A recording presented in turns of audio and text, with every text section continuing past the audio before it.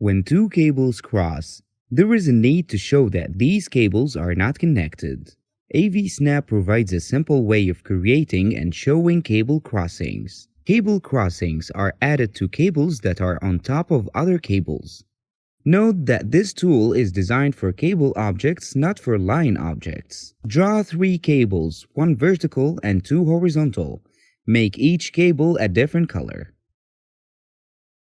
Notice that the green cable is on top of the red cable and the blue cable is below the red cable.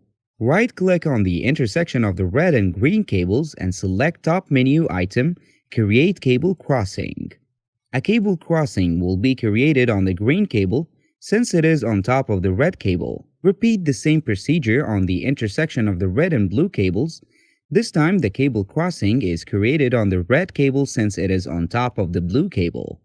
To remove cable crossings, delete individual segments of bend points on the cable by right-clicking on them and selecting Delete Bend from the drop-down menu.